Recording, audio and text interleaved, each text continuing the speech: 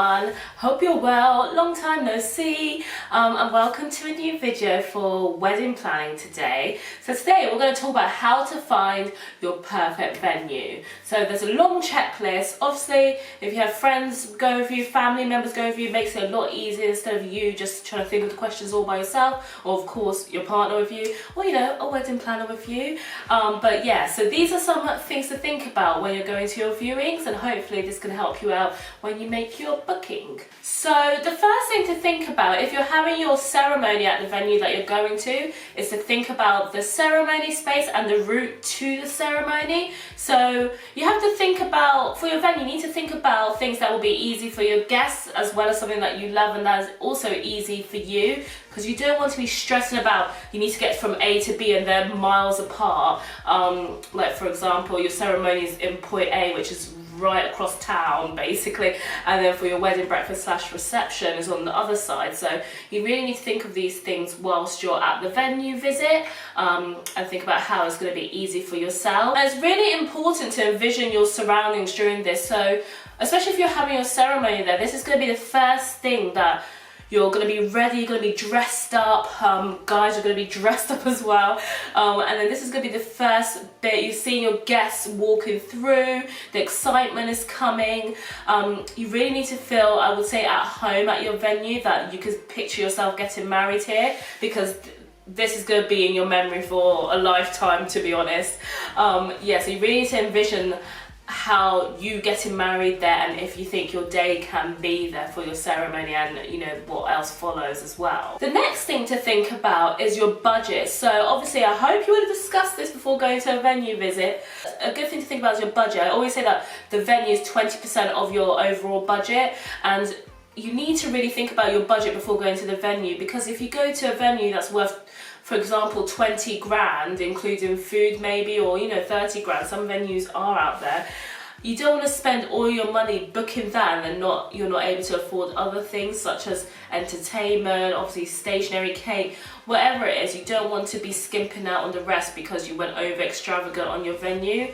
Yes, the venue is really important, but the other parts of the wedding also make the wedding, and you want to enjoy your wedding. You don't want to be stressing about money either. So it's really, really important. There's so many couples that just go straight to the venue and book it and then realize, oh wow, we spent a lot of money on that one thing when you could have actually split it across amongst other things. The next thing to think about is, and not a lot of people, it's not at the forefront of your mind, to be honest, unless you're, you know, a planner or someone that's worked in the hospitality industry, is to think about the seamlessness of your wedding. So getting from, like I said, from the ceremony to the wedding breakfast and the transition in between, so the turnaround. Oh, my dog is barking.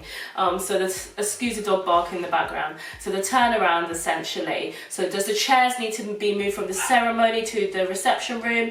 Is the ceremony room the reception room itself? So therefore guests have to go out, then come back in. Oh my gosh, this dog. You really need to think about these things, because then that adds to the day, it adds to the time as well. And you need to think, oh, okay, so if we need to turn this room around to the wedding breakfast, guests can go to over there for the cocktail hour. Sorry if the position of that camera changed. I had to charge my camera because it died, so yeah.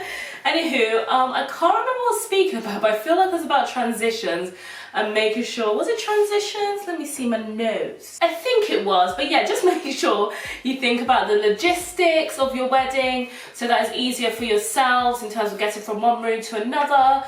Make sure your guests are on board as well if they have to wait for a turnaround, so make sure you fill the space with, for example, the cocktail hour, some entertainment, and then make sure that your suppliers can actually do what you envision for your day. So a minimum turnaround is an hour, I would say. So from one area to the next, you need to make sure you give your suppliers enough time to turn that room around and make sure that it's like how you envision it for your day and what you want it to look like, because it takes a lot of effort and it takes a team. It takes a team. So the next thing to think about is, or when you're there and beforehand, is the sort of vibe you want for your wedding. So is it a summer wedding you're going for?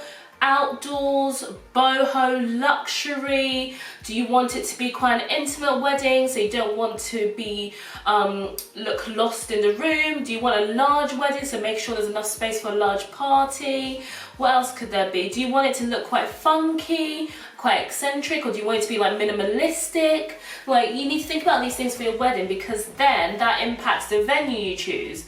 And it'll save you time whilst choosing the venue. So of course, if you don't know what you're looking for, you'll inquire for, you know, quite a few venues.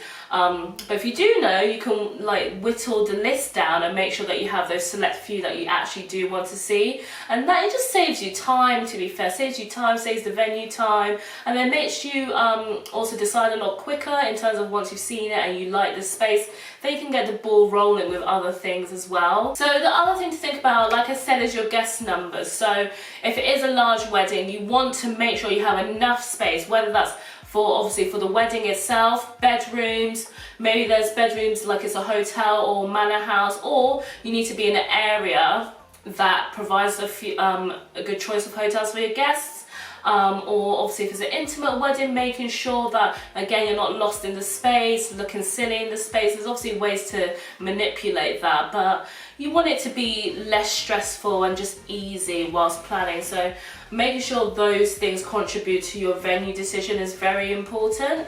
And then that also means for your guests, that also means that when you're deciding on entertainment, food options, it makes it so much easier in terms of the venue as well. I hope that helps you all. Honestly, if you go into your viewings thinking about these top tips, it will help you out on your decision so much more.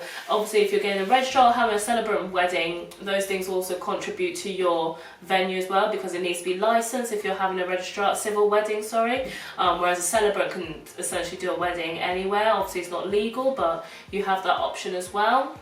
So these factors really contribute in the decision you want to make and go towards your budget and overall vibe for your wedding. I hope this helps you guys, and I'll catch you on my next video. Bye.